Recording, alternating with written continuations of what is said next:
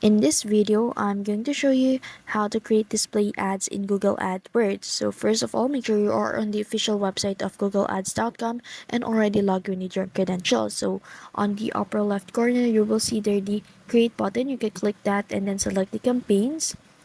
And in here, you'll need to input your business name, but you can skip this. So I'll skip this for now.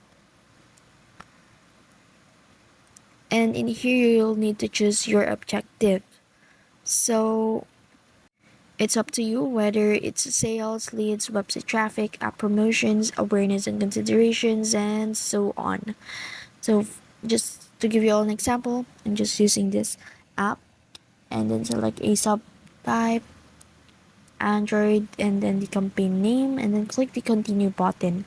So assumingly we've finished these steps in here, so once you click the continue button, you'll be redirecting to the part where you can set your locations, languages, and budget. So you can also choose your bidding strategy there, like maximize conversions or manual CPC. So after that, define your targeting, choose your audience targeting. You can go broad or get super specific using options like interest, demographics, remarketing, or even custom segments.